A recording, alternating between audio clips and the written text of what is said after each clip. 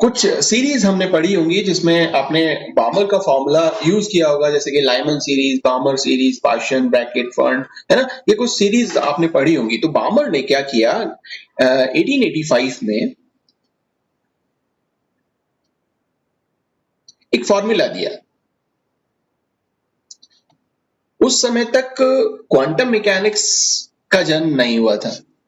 Max Planck ने अपनी quantum की थ्योरी जो है वो प्रपोज नहीं की थी। उसके बावजूद भी इस लाइन स्पेक्ट्रम को समझाने के लिए बामर ने एक फॉर्मूला दिया। और वो क्या फॉर्मूला था, वो फॉर्मूला आपने पढ़ा होगा। और वो फॉर्मूला कहता है कि ये जो वेव नंबर है या ये जो वेवलेंथ है, ये जो लाइन स्पेक्ट्रम आपको ये जो दिख रहा है, ठीक है ना।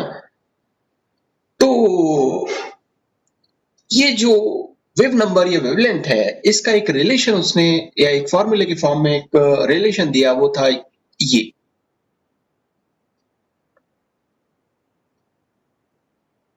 ये फॉर्मूला उसने दिया। और यहां पर उसने एक चीज और कही कि जो n1 है इज लेसर देन n2, ठीक है ना। n1 जो है वो ज्यादा है, सॉरी कम है, और n2 की जो वैल्यू है वो ज्यादा है। इसका मतलब क्या हुआ? इसका मतलब ये हुआ, इसको थोड़ा सा भी समझेंगे, इसका मतलब हुआ क्या। बट यहां और एक चीज और आपको देखने को मिल रही है, r। ये r क्या है? इस r को हम बोलते हैं रिडबर्ग कांस्टेंट।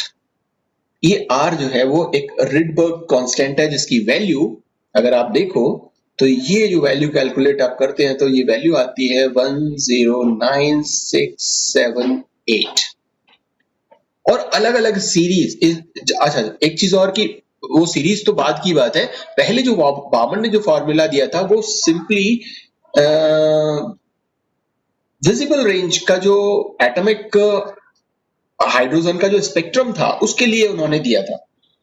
तो वो बामर फॉर्मूला बामर सीरीज के लिए है। और जहां पर ये जो n1 की जो वैल्यू है, ये जो n1 की जो वैल्यू है, ये वाली n1 की वैल्यू, इसको उन्होंने कहा कि 2 है। ये जो n1 की वैल्यू है ये क्या है? 2।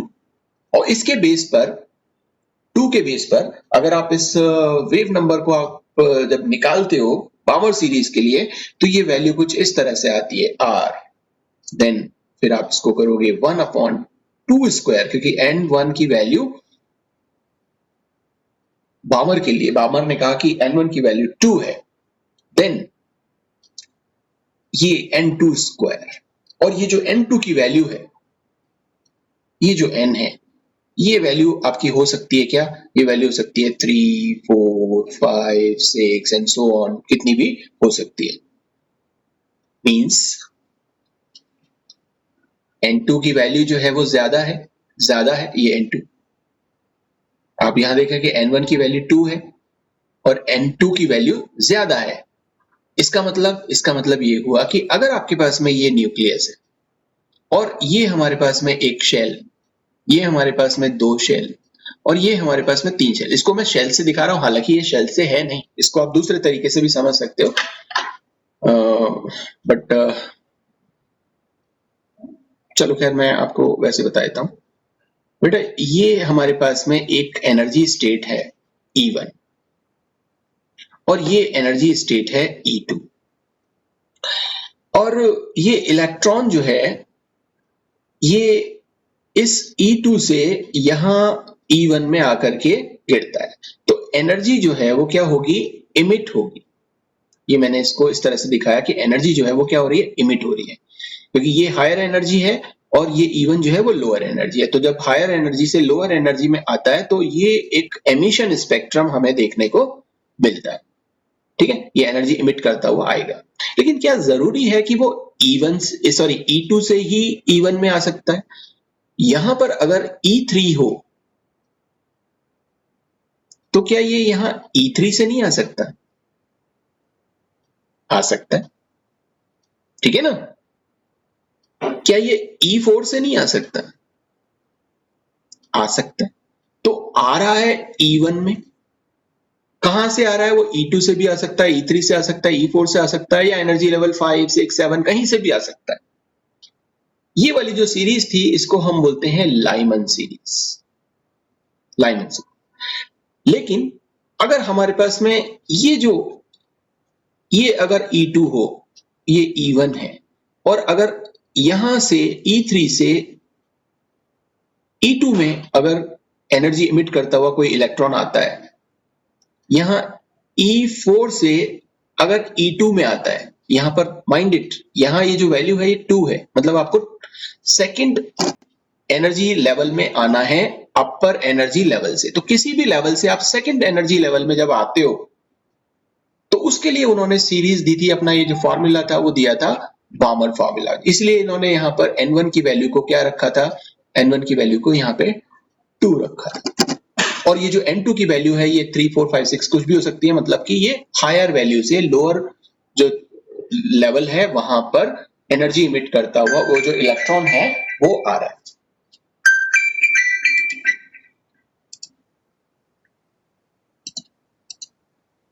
तो बामर ने अपना ये जो फॉर्मूला दिया वो दिया कि जो इलेक्ट्रॉन्स हैं जो विजिबल रेंज में गिर रहे हैं वो उनकी एनर्जी कितनी है। तो उन्होंने यहाँ पर कहा कि जो इलेक्ट्रॉन्स हैं वो हायर एनर्जी लेवल से और इस सेकंड एनर्जी लेवल में आकर के जहां n की वैल्यू 2 है वहां पर आकर के फॉल हो रहे हैं, और जो एनर्जी निकल रही है उसकी वजह से वो जो लाइन स्पेक्ट्रम है वो हमें देखने को मिल रहा है। और बाद में जब देखा गया कि नहीं ये तो जरूरी नहीं है कि अकेला सिर्फ इस सेकंड एनर्जी लेवल में ही आए, ये फर्स्ट में भी आ सकता है, ये फोर्थ से थर्ड में भी जा सकता है, फिफ्थ से थर्ड में जा सकता है। तो इस तरह से एक दूसरी टाइप की जो सीरीज थी वो भी समय समय पर अलग अलग साइंटिस्ट के थ्रू दी गई। तो अगर हम यहाँ पर जो पहली सीरीज थी हमारी जिसको हम बोलते हैं लाइमन सीरीज, दूसरी सीरीज हमारे पास थी जो होती है Balmer series, then Paschen series और ब्रैकेट सीरीज, और एक सीरीज आप पढ़ते हो जिसको हम बोलते हैं फंड सीरीज। तो ये अलग अलग तरीके की सीरीज का मतलब ये है कि एक अकेली चीज नहीं है वो, बल्कि वो लाइन जो है वो बहुत सारी लाइंस से मिलकर के बनी हुई है। जैसा मैं आपको यहाँ पे कह रहा था कि ये जो लाइन आपको मिल रहा है स्पेक्ट्रम में, ये एक लाइन नहीं है बल्कि काफी सारी लाइंस का ग्रुप है, ठीक है ना। तो वो इसलिए है क्योंकि यहाँ पर अलग अलग एनर्जी लेवल से वो जो इलेक्ट्रॉन है वो एनर्जी लूज करता हुआ, एमिशन करता हुआ, और इस ग्राउंड स्टेट वाली जो एनर्जी लेवल है वहां पर आ रहा है। तो लाइमन सीरीज के लिए जो ग्राउंड स्टेट है वो क्या है, वो है आपके पास में जो n की वैल्यू 1 है जहां, ठीक है ना। तो यहां आप लाइमन सीरीज के लिए आप कह सकते हो कि जो वैल्यू होगी वेव नंबर की वो होगी r, और फिर ये 1/1 स्क्वायर माइनस n2 का स्क्वायर, कुछ इस तरह से। और बामर सीरीज के लिए अगर आप इसी वैल्यू को देखोगे तो ये वैल्यू हो जाएगी 1/2 स्क्वायर माइनस 1/n2 स्क्वायर। इसी तरह से पार्शियन सीरीज के लिए इस वैल्यू को हम देखेंगे तो ये रिडबर्ग कांस्टेंट हो जाएगा और ये 1/3 स्क्वायर माइनस 1/n2 स्क्वायर। और इसी तरह से ब्रैकेट सीरीज के लिए आप लिख सकते हो कि 1/4 स्क्वायर माइनस 1/n2 स्क्वायर। और ये फंड सीरीज के लिए आप देखते हो कि ये कुछ इस तरह का 1/5 स्क्वायर माइनस 1/n2 स्क्वायर ये वैल्यू आती है। और यहां पर ये जो n2 की वैल्यू है इसके लिए जो वैल्यू होगी वो 2, 3, 4 ये हो सकती है। यहाँ पर जो n2 की वैल्यू होगी वो 3, 4, 5 इस तरह से आप मूव करोगे। यहाँ पर n2 की वैल्यू जो है वो 4, 5, 6 इस तरह से मूव करती है, ठीक है ना, ये n2 की वैल्यू। और यहाँ पे जो है वो 5, 6, 7 और यहाँ पर n2 की वैल्यू जो है वो 6, 7, 8 है ना। ये तो कुछ और भी हो सकती है, मैंने सिर्फ 2, 2, 3, 3 वैल्यूज ही लिखी है। ओके, सो इस तरह से ये सीरीज मिली हमको अलग अलग, है ना। और इसको अगर आप किसी एक कहें कि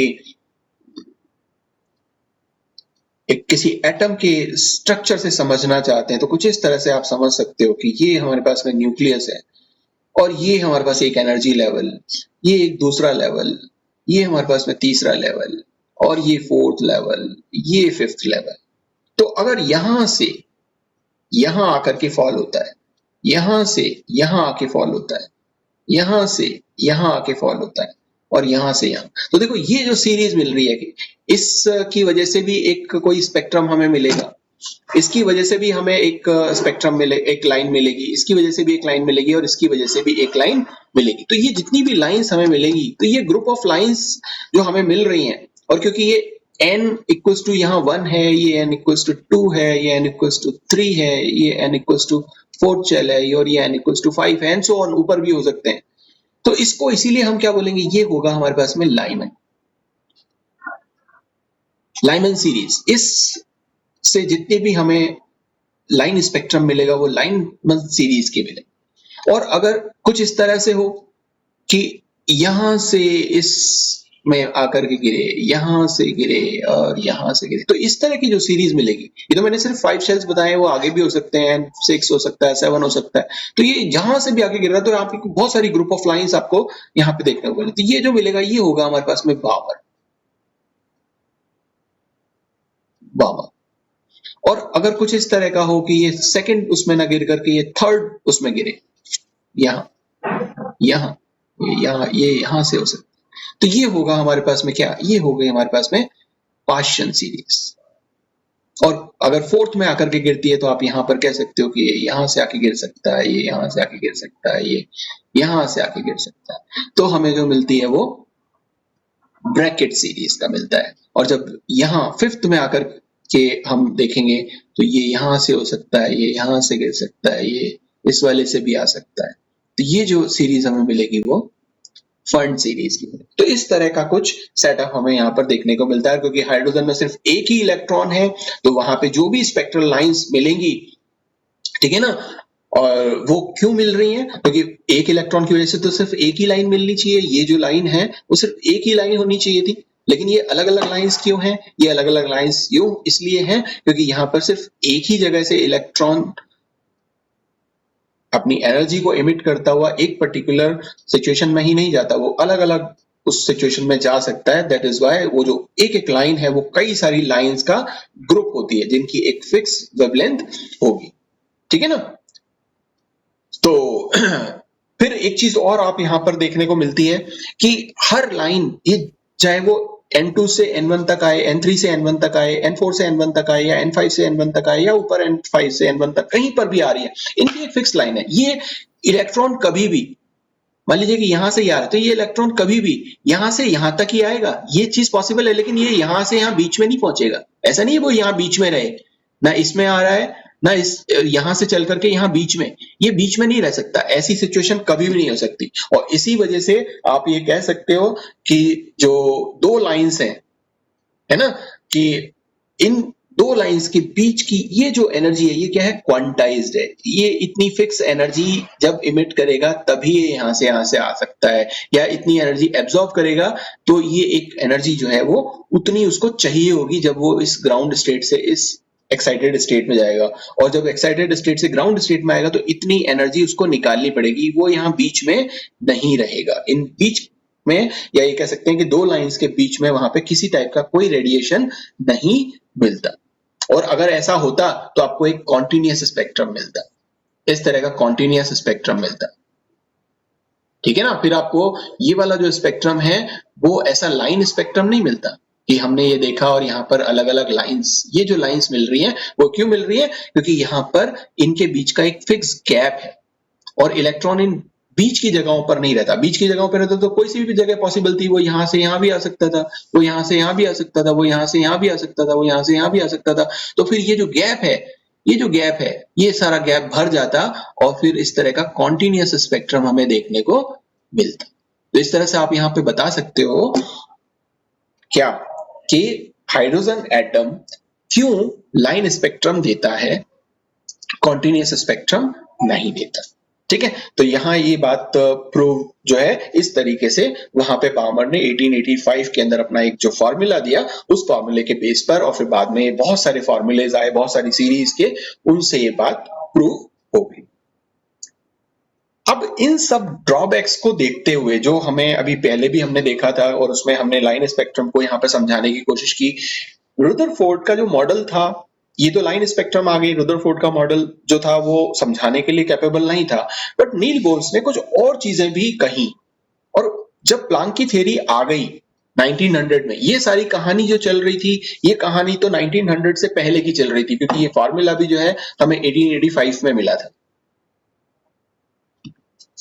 और जब 15 साल बाद 1900 में मैक्स प्लांक ने जब अपना क्वांटम थ्योरी दिया, तो उस थ्योरी के कुछ पोस्टुलेट्स थे, और उन थ्योरीज के पोस्टुलेट्स को बेस करके ये जो क्वांटम, हालांकि हम मैक्स प्लांक का क्वांटम थ्योरी नहीं पढ़ रहे हैं यहाँ पे, बट इस क्वांटम थ्योरी के बेस पर नील्स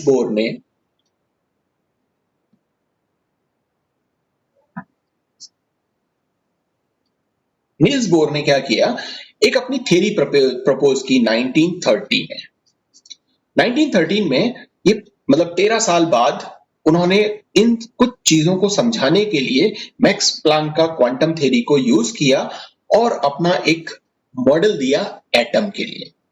इस एटम जो है वो कुछ इस तरह का होगा, क्योंकि रुदरफोर्ड का मॉडल आपको पता है कि वो कॉन्टिन्यूअस स्पेक्ट्रम उसका होना चाहिए था, कुछ इस तरीके का स्पेक्ट्रम होना चाहिए था, लेकिन फिर भी यहाँ पे समझाया कि साहब नहीं, वो यहाँ लाइन स्पेक्ट्रम देता है। लेकिन और भी बहुत सारी चीजें थी जिनको हम एक्सप्लेन नहीं कर पा रहे थे, क्योंकि यहाँ पर ये जो कॉन्टिन्यूटी जो थी ये अभी भी बरकरार थी कि कोई भी चार्ज पार्टिकल जब वो मूव कर रहा है तो कुछ ना कुछ एनर्जी को इमिट करते हुए ही मूव करना चाहिए,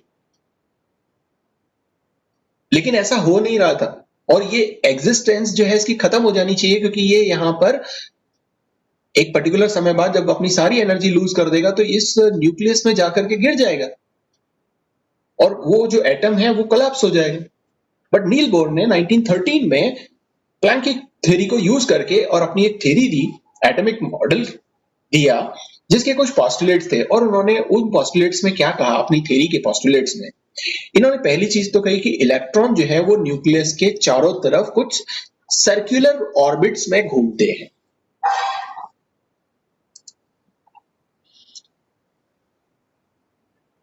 ये न्यूक्लियस है और कुछ सर्कुलर ऑर्बिट्स हैं, इन ऑर्बिट्स में इलेक्ट्रॉन रिवॉल्व करता है। पहला पोस्टुलेट उन्होंने कहा।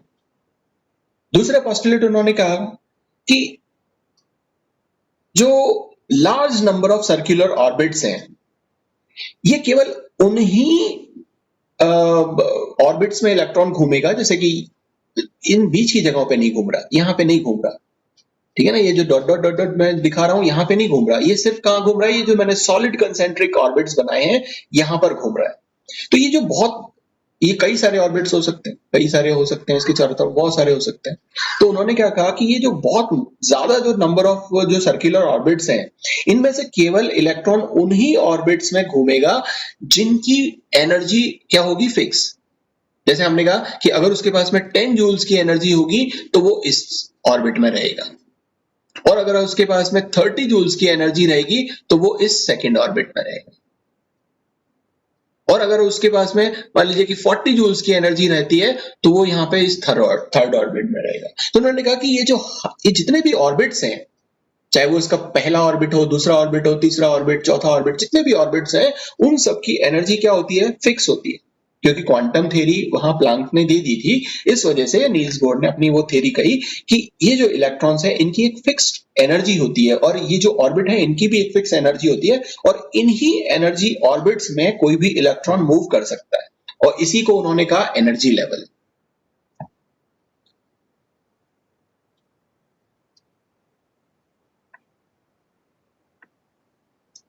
और इन एनर्जी लेवल्स की जो वैल्यू है वो हमने वहां पे बता दी कि ये एनर्जी लेवल की वैल्यू जो है वो 1 हो सकती है, 2 हो सकती है, 3 हो सकती है, 4 हो सकती है, और इसको हमने एक सिंबल से रिप्रेजेंट भी किया, इसको K से किया, इसको L से किया, M से किया, N से किया, O P, ये फिर बढ़ता रहेगा, ऐसे आगे वो करता रहेगा। फिर इन्होंने एक चीज और कही कि जो इलेक्ट्रॉन इस ऑर्बिट में घूम रहा है, जैसे मान लीजिए हम यहाँ पर एक सिंपली एक दूसरा एक डायग्राम बनाते हैं और यहां पर कहते हैं कि ये पहला ऑर्बिट है, और इलेक्ट्रॉन जो है इस ऑर्बिट में रोटेट हो रहा है। लेकिन क्योंकि प्लांक की थ्योरी आ चुकी थी और वहां पर उससे पहले डी ब्रॉगली ने अपनी बात कह चुका था, और वो उन्होंने क्या कहा था कि जो इलेक्ट्रॉन है वो उसकी वेव मोशन भी होती है। अकेला पार्टिकल नेचर नहीं है, उसका वेव मोशन भी है। आइंस्टीन ने भी उस बात को जो है बता चुका था, आइंस्टीन भी, क्योंकि 1900 में जब मैक्स प्लांक ने अपना थ्योरी दिया और उसके बाद में 1905 में आइंस्टीन ने अपना थ्योरी दिया और उन्होंने जो है वो फोटो इलेक्ट्रिक इफेक्ट को बताया, यहाँ ये वेव नेचर को बताता है, यहाँ ये पार्टिकल नेचर को बताता है। तो इलेक्ट्रॉन जो है वो पार्टिकल था बट वेव नेचर रखता है, डी ब्रॉगली ने वहां पर एक्सप्लेन किया हुआ है। तो इन्होंने कहा कि इलेक्ट्रॉन इसके चारों तरफ घूमता जरूर है लेकिन वेव बनाते हुए घूमता है, ऐसे वेव के फॉर्म में जो है इस तरह से मूव करता है, इस तरह से।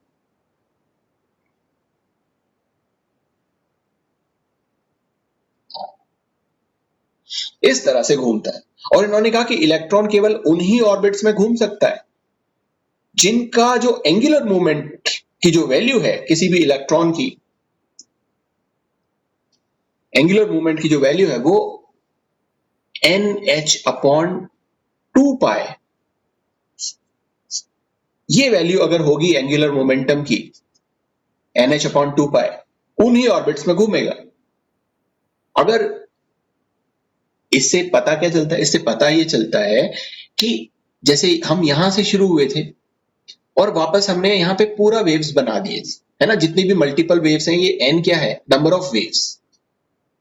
अगर यहाँ पर 3.5, ये कितनी वेव बन रही है सब? ये एक वेव यहां से यहां तक हो गई, फिर दूसरी वेव जो है वो यहां से यहां तक हो गई, फिर ये तीसरा वेव हो गया, फिर ये चौथा वेव हो गया और उसके बाद में ये 5th वेव हो गया और फिर ये 6th वेव हो गया। ये 6 वेव, लेकिन इसमें 5.5 वेव नहीं हो सकती, मतलब ये मल्टीपल्स में ही होंगी, इंटीजर वैल्यूज ही होंगी। अगर ये आधी वेव होती, अगर ये जो डायग्राम हमने बनाया यहाँ पर ये कुछ इस तरीके का होता, ये पूरा वेव बना ही नहीं, और ये पूरा वेव बना नहीं, तो इसको हम बोलते हैं कि ये सब कैसा है? ये वेव जो है वो आउट ऑफ फेज चला गया, तो वो इसमें नहीं घूमेगा जब वो आउट ऑफ फेज हो जाएगा। तो उन्होंने कहा कि इलेक्ट्रॉन केवल उन्हीं ऑर्बिट्स में घूम सकता है जिनमें इलेक्ट्रॉन का एंगुलर मोमेंटम की वैल्यू क्वांटाइज्ड हो। ये n की वैल्यू 1 2 3 4 एक वेव के फॉर्म में घूम सकता है, 2 वेव हो सकती है, 3 वेव हो सकती है, 4 हो सकती है, 5 हो सकती है, लेकिन फ्रैक्शंस में नहीं हो सकती, आधी अधूरी नहीं हो सकती। वो पूरी अगर वेव है तभी वो इसमें घूमेगा। एक और बात उन्होंने कही अपने उस थ्योरी के पोस्टुलेट में, वो क्या कि जब ये इलेक्ट्रॉन इस न्यूक्लियस के चारों तरफ फिक्स ऑर्बिट में घूम रहा है, ये यहाँ पर इलेक्ट्रॉन चारों तरफ इसके घूम रहा है, तो ना तो ये एनर्जी एब्जॉर्ब करता है, ना तो ये एब्जॉर्ब करेगा एनर्जी, और ना ही ये एनर्जी को इमिट करेगा। ये जो एनर्जी है ना ही ये एब्जॉर्ब कर रहा है ना ही इमिट कर रहा है, ठीक है, ये दोनों काम नहीं होते, इसीलिए ये फिक्स्ड ऑर्बिट्स में घूमता रहता है। इसके फिक्स ऑर्बिट है और इन फिक्स्ड ऑर्बिट्स के अंदर ये घूमता रहेगा। जैसा कि रुदरफोर्ड ने कहा था कि नहीं साहब, वो अपने जो एनर्जी है वो लूज करता है, क्योंकि वो तो जेसी मैक्सवेल ने भी वही कहा कि कोई भी चार्ज पार्टिकल जो है वो एनर्जी लूज कर, जब अगर मूवमेंट में है तो अपनी एनर्जी लूज करेगा। लेकिन क्योंकि यहाँ पर नील्स बोर ने मैक्स प्लांक की थ्योरी यूज की और उन्होंने कहा कि वो एनर्जी इमिट करता हुआ या एनर्जी गेन करता हुआ नहीं घूमता, इसीलिए उन ऑर्बिट्स को उन्होंने कहा कि वो जो ऑर्बिट है वो फिक्स है, और उस स्टेट को जहां पर वो किसी भी तरह की एनर्जी को ना गेन कर रहा है ना लूज कर रहा है, उस स्टेट को उन्होंने कहा ग्राउंड स्टेट। अब आप बोलोगे साहब, क्योंकि आप यहां कह सकते हो कि साहब एनर्जी क्यों एब्जॉर्ब क्यों नहीं करेगा, इमिट क्यों नहीं करेगा? हाँ बिल्कुल कर सकता है, लेकिन अगर वो नहीं कर रहा, ऐसी पोजीशन जहां पर ये ना एनर्जी को गेन कर रहा है ना दे रहा है, उस स्टेट को हम बोलेंगे ग्राउंड स्टेट। अब अगर एनर्जी ले लेता है तो एक्साइटेड स्टेट हो जाएगी, सिंपली, उसमें कोई बात नहीं है। तो इन्होंने कहा कि ऐसी स्थिति को हम बोलते हैं ग्राउंड स्टेट। और ये जो एनर्जी इमिट या एब्जॉर्ब होती है, ये केवल उन्हीं इलेक्ट्रॉन्स की होगी जो इस ऑर्बिट से इस दूसरे ऑर्बिट में मूव करेगा, और एक इसकी भी एक फिक्स एनर्जी होगी, और जब हमको इसको इतनी एनर्जी प्रोवाइड कर देंगे, ये जो एनर्जी डिफरेंस इन दोनों के बीच का है, इतनी एनर्जी जब हम प्रोवाइड कर देंगे, तो ये वाला जो एक फर्स्ट ऑर्बिट था, इसकी एनर्जी हम मान लेते हैं कि ये E1 है, और इसकी एनर्जी जो दूसरा वाला है इसकी E2 है, तो इन दोनों का जो एनर्जी डिफरेंस होगा वो E2 माइनस E1। तो इतनी एनर्जी आप इसको प्रोवाइड कर दोगे, ये जो डेल E है H न्यू, इतनी एनर्जी आप प्रोवाइड कर दोगे, तो ये एब्जॉर्ब भी कर सकता है और इमिट भी कर सकता है। वो यहाँ E2 से E1 में भी जा सकता है और E1 से E2 में भी जा सकता है, बट शर्त ये है कि उसको आपको इतना एनर्जी प्रोवाइड करना पड़ेगा। और क्योंकि एक फिक्स्ड वैल्यू ये हो गई, इसका मतलब ये है कि जो एनर्जी लेवल है, क्योंकि यहाँ पर हर एनर्जी लेवल का एक फिक्स वैल्यू है, इसका एक फिक्स वैल्यू है, इसको हमने कहा कि साहब इसके पास में E1 है, इस सेकंड ऑर्बिट के लिए हमने कहा कि ये E2 है, अगर थर्ड ऑर्बिट और होता है तो उसके लिए E3 हो जाएगा। तो जब अलग अलग ऑर्बिट्स का एनर्जी का वैल्यू फिक्स है और इलेक्ट्रॉन जब एनर्जी को लेकर के या दे करके जब अपने हायर शेल में या लोअर शेल में जाता है, तो जब एनर्जी फिक्स है तो ये एनर्जी भी क्या होगी, उतनी ही गेन करेगा जितनी इसको फर्स्ट ऑर्बिट से सेकंड ऑर्बिट में जाने के लिए चाहिए। ये जो एनर्जी डिफरेंस है, ये मान लीजिए कि 10 जूल्स का है, तो 10 जूल्स की एनर्जी लेकर के ही ये जा सकता है। इसको जब आप 9.99 जूल्स एनर्जी दोगे तो ये नहीं जाएगा। इसका मतलब कि जो एनर्जी है इलेक्ट्रॉन की, वो धीरे धीरे चेंज नहीं होती। जब ये इमिट करता है, जब ये यहां से E1 से और E2 तक जाएगा या E2 से E1 तक जाएगा, तो एक फिक्स वैल्यू जब इसको मिलेगी तभी जाएगा, और फिक्स वैल्यू मिलेगी इसीलिए आपका ये जो स्पेक्ट्रम है इसमें वो लाइन आएगी, एक फिक्स लाइन आएगी। अगर ये कॉन्टिन्यूअस करता तो आपके पास में कॉन्टिन्यूअस स्पेक्ट्रम आ जाता, इस तरह का कॉन्टिन्यूअस स्पेक्ट्रम आ जाता, क्योंकि वो तो लगातार क्या कर रहा है, लगातार इमिट करता जा रहा है ना। लेकिन यहां पर हमें पता है कि जब ये एनर्जी इसकी अलग है, इसकी अलग है, और ये इतनी एनर्जी लेकर के यहां ही जा सकता है, ये यहां बीच में नहीं रह सकता कि ये यहां से चला और ये यहां पर रुक गया थोड़ी देर के लिए, नहीं। वो तभी एनर्जी लेगा जब उसके पास में इतनी एनर्जी गैप वाली जो एनर्जी है, जिसको हमने कहा कि सब ये 10 जूल है, ये होगी तभी। ये जो मैं नंबर यूज कर रहा हूं ना, 10 जूल फलाना जूल, ये सब सिर्फ आपको समझाने के लिए, कहीं बाद में आप कहीं करने लगो कि सब इसको सिर्फ 10 जूल ही चाहिए होता है। ओके, सो इन्होंने कहा कि वो इसलिए कॉन्टिन्यूअसली नहीं होता, बल्कि वो स्पेक्ट्रम जो है कैसा मिलेगा आपको, लाइन स्पेक्ट्रम मिलेगा, क्योंकि यहाँ पर एनर्जी लेवल्स जो है वो क्वांटाइज्ड है, क्योंकि एनर्जी जो है वो फोटॉन्स के रूप में या क्वांटास के फॉर्म में होती है। कोई भी वैल्यू नहीं हो सकती कि कोई सी भी वैल्यू हो जाए, नहीं, वो एक फिक्स वैल्यू होती है क्वांटम, उसमें क्वांटाइज्ड फॉर्म में, एक फिक्स फॉर्म में। तो अगर हम ये जो क्वांटाइजेशन ऑफ एनर्जी का जो कॉन्सेप्ट है जो मैक्स प्लैंक ने दिया कि एनर्जी क्वांटाइज्ड होती है, एनर्जी क्वांटाइज्ड का मतलब आप समझ गए हो कि क्वांटाइज्ड क्या होता है, क्वांटाइज्ड का मतलब होता है फिक्स वैल्यू, ठीक है ना। वो कोई भी और वैल्यू नहीं, वो एक फिक्स वैल्यू होती है, ये इतनी वैल्यू। तो हर एक इस ऑर्बिट की फिक्स है तो इस ऑर्बिट की भी फिक्स है, जब इन दोनों की फिक्स है तो यहां जब आप चेंज करोगे एक ऑर्बिट से दूसरे ऑर्बिट में तो वो भी फिक्स रहती है। तो बोर ने क्वांटाइजेशन की जो एनर्जी थ्योरी थी वो कॉन्सेप्ट और जो क्लासिकल मैकेनिक्स का जो लॉ था, इन दोनों लॉज को मिलाकर के इन्होंने कुछ मैथमेटिकल एक्सप्रेशंस निकाले। वो मैथमेटिकल एक्सप्रेशन क्या थे, उन्होंने कहा कि ये जो न्यूक्लियस है, इस न्यूक्लियस से इस फर्स्ट ऑर्बिट की दूरी कितनी है, ये जो दूरी है, ये दूरी है कितनी। तो अब हमको मालूम है कि अगर हम किसी सर्कुलर एक ऑब्जेक्ट की बात करते हैं और यहां पे बीच में उसका अगर कोई सेंटर पॉइंट है, तो यहां से और यहां तक हम डिस्टेंस निकाल सकते हैं, और इसको हम बोलते हैं कि साहब ये जो डिस्टेंस होता है इसको हम बोलते हैं रेडियस। रेडियस। तो क्वांटम और क्लासिकल इन दोनों लॉज को यूज करते हुए 1913 में बोर्ड ने क्या किया, कुछ वर्कआउट किए, कुछ मैथमेटिकल एक्सप्रेशंस, जिसमें सबसे पहला एक्सप्रेशन इन्होंने वर्कआउट किया कि उस इलेक्ट्रॉन की जो पोजीशन है वो न्यूक्लियस से कितनी डिस्टेंस पर है। ये यहां पर न्यूक्लियस है और ये यहां पर इलेक्ट्रॉन है, इन दोनों के बीच का डिस्टेंस कितना है। तो देखो यहां दो चीजें काम कर रही है। पहला तो ये कि ये न्यूक्लियस है, इस पर पॉजिटिव चार्ज है, ये इलेक्ट्रॉन है, इस पर नेगेटिव चार्ज है। तो यहां इन दोनों के बीच में एक इलेक्ट्रोस्टैटिक अट्रैक्शन फोर्स लग रहा है। एक इलेक्ट्रोस्टैटिक क्या होता है, वैद्युत चुंबकीय जो बल है, वैद्युत है ना, वो बल यहां पर लग रहा है, जो प्लस माइनस अपोजिट चार्ज होने की वजह से इन दोनों के बीच में लग रहा है। और न्यूक्लियस और इलेक्ट्रॉन के बीच का ये जो फोर्स है, जिसको हम सेंट्रीपिटल फोर्स बोलते हैं, और ये जो सेंट्रीपिटल फोर्स है या इलेक्ट्रोस्टैटिक अट्रैक्शन फोर्स है, इसको हम बोलेंगे सेंट्रीपिटल फोर्स, सेंट्रीपिटल फोर्स। ये जो होता है ये E square upon R square minus में, और क्योंकि ये हर उसके लिए अलग अलग होगा, क्योंकि यहाँ पे प्रोटॉन अगर ज्यादा होंगे कम होंगे तो ये Z जो एटॉमिक नंबर है उस पर डिपेंड करेगा। तो आप यहाँ पर कह सकते हो कि ये जो सेंट्रीपिटल फोर्स है वो minus Z E square upon R square है, जो इसको क्या कर रहा है, अंदर की तरफ खींच रहा है। ये सेंट्रीपिटल फोर्स क्या कर रहा है, इसको अंदर की तरफ खींच रहा है। अगर देखो अब ये अंदर की तरफ खींचेगा तो होगा क्या कि ये इलेक्ट्रॉन इसके अंदर गिर जाएगा, ये जो न्यूक्लियस है इसमें चला जाएगा।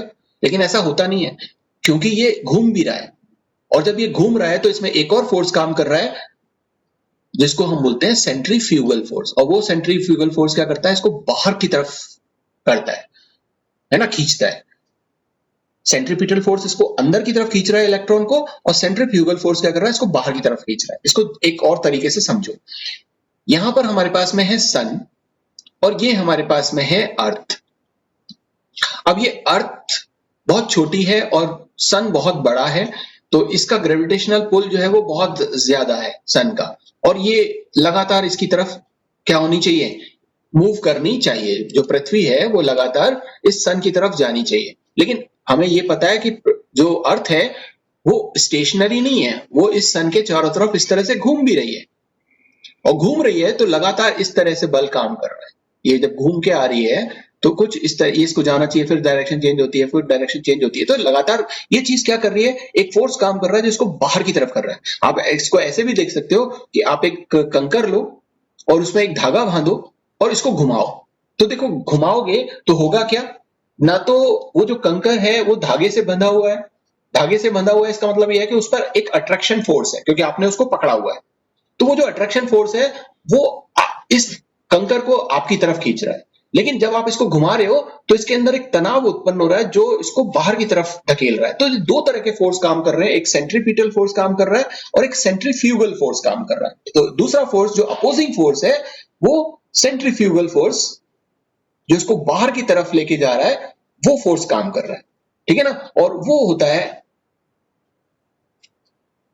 Centrifugal force mv square upon R, जो इनको बाहर की, तो दोनों ये जो फोर्सेस हैं ये अपोजिट डायरेक्शन में काम कर रहे होते हैं, और ये लगातार इसी ऑर्बिट में घूमती रहती है पृथ्वी, या जो न्यूक्लियस के चारों तरफ इलेक्ट्रॉन घूमता रहता है। वो क्यों, क्योंकि ये दोनों फोर्सेस, ये सेंट्रीपिटल फोर्स और सेंट्रीफ्यूगल फोर्स, ये दोनों क्या करते हैं, बैलेंस में रहते हैं, इक्वल रहते हैं, इक्वल अमाउंट में जो है वो ये रहेंगे। तो आप यहां पर कह सकते हो कि जो Z E square R square है और जो M V square upon R है, ये दोनों इक्वल है।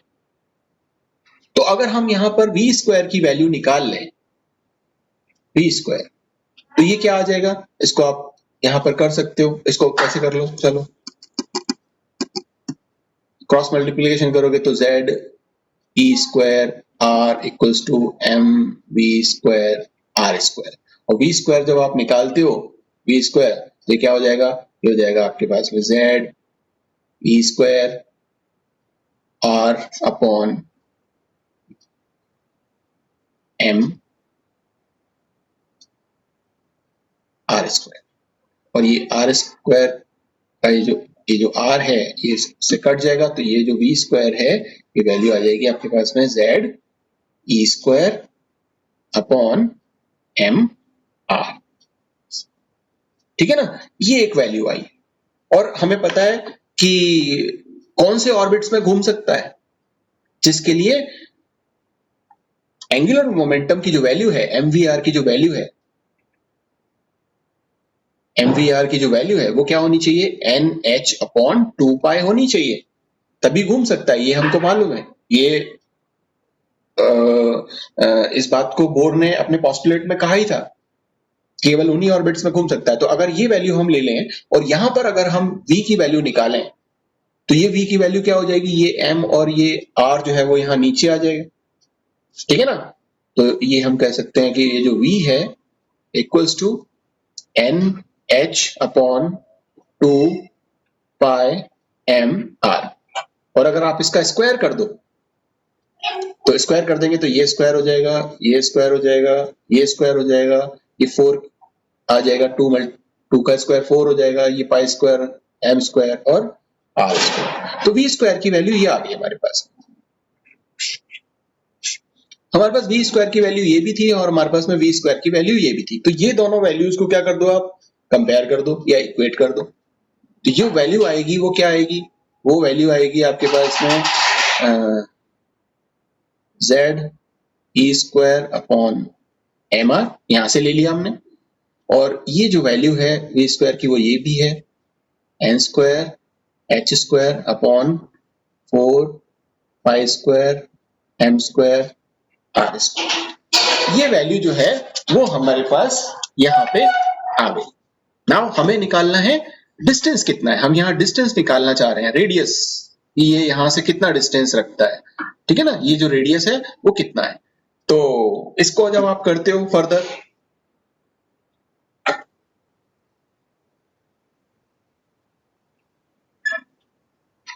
तो ये वैल्यू जो है, ये जो आर है, ये इसको जब आप करोगे तो ये वैल्यू क्या आएगी, ये वैल्यू आएगी कुछ इस तरह से।